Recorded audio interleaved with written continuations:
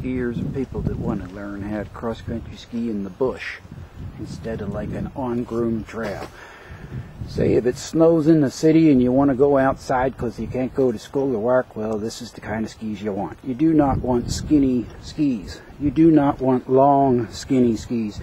You do not want to conform to the standards of cross-country skiing because it's all about groomed trails where they pull a machine that makes a trail.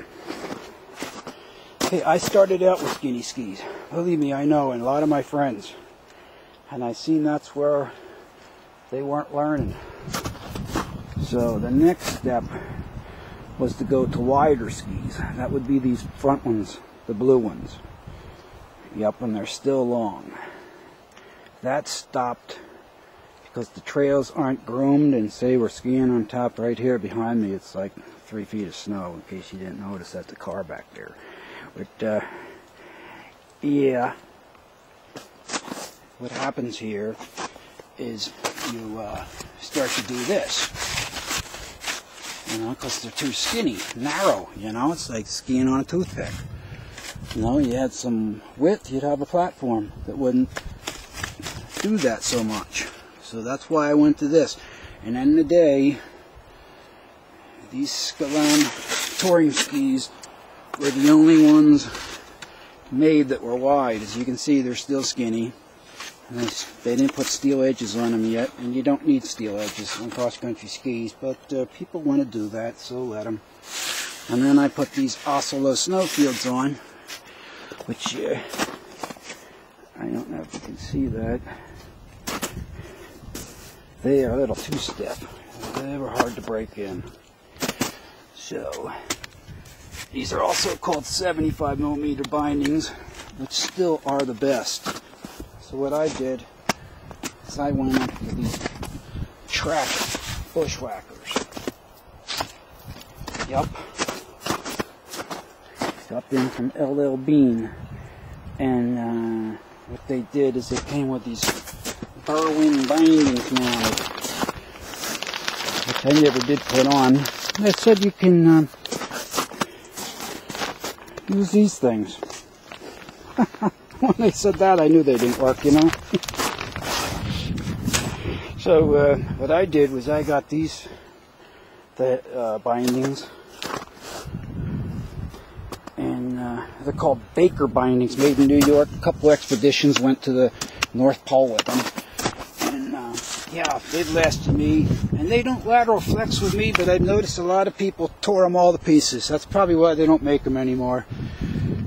Also, when you fall, you got to take them all apart and get back up, you know?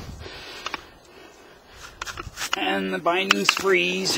You get ice balls on them. But tell me if you've ever seen a pair of them.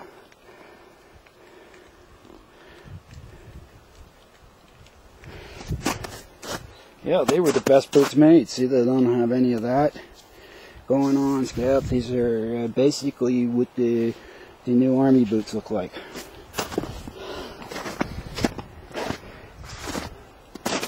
Anyway, so then somebody went and bought me a pair of sandals. I go, oh, that was really great. I really like learning all that. So you have to get these metals.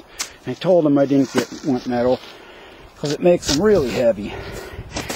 You know, and what do you need metal for when the snow is like 2-3 feet? I just don't get that.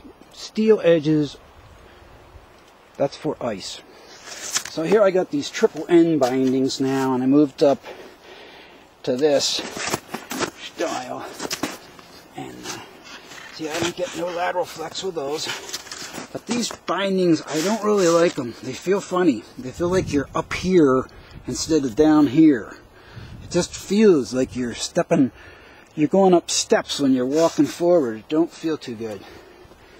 So anyway, these are the backcountry ones. And that's how they work.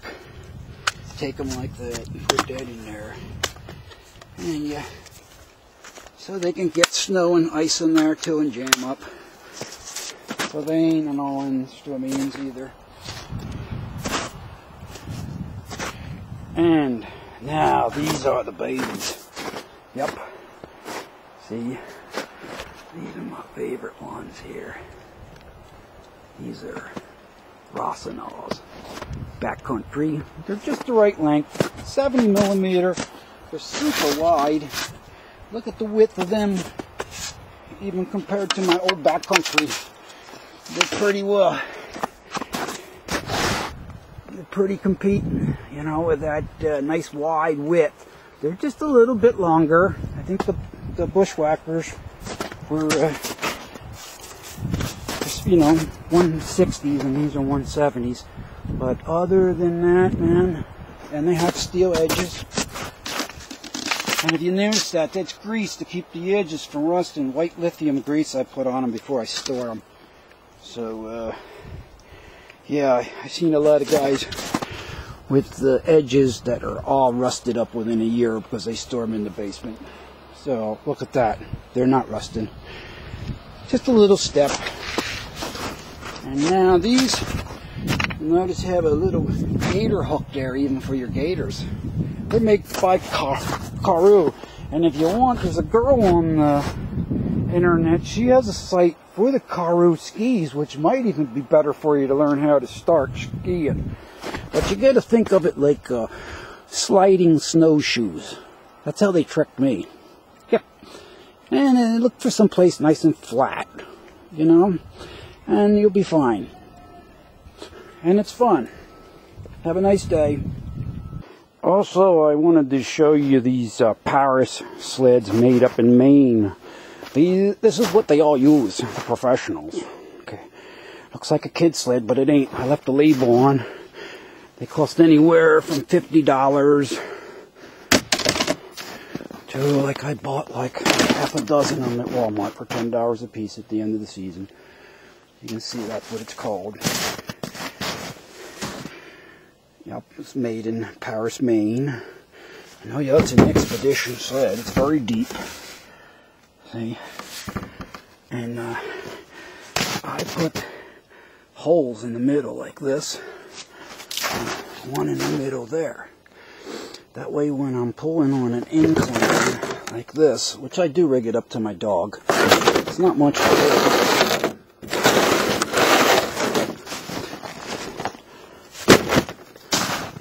And then you can use one of these Rubbermaids, 2 Rubbermaids in there, and then you're set for all kinds of weather. Yeah, like I said, it's nothing to push. You can put 100 pounds in there and pull it with one finger. That's why my dog doesn't bother. She loves it. And like when I'm pulling on an angle like this, I grab this rope that I have tied to the front and the back. Say I stand alongside of it with my skis while we go, like this, you see, and that keeps it from sliding in. And usually when we get off that sort of trail, it's flat again, and I can let go of this and throw it over the sled. But yeah, that's the sled you want. Very cheap. It's a professional sled. There's also a thing called a drag bag. Yep, it's a hefty bag that you just tie a knot in it and drag that behind your backpack too. But this here, you might find one laying somewhere. Be able to pick it up for free.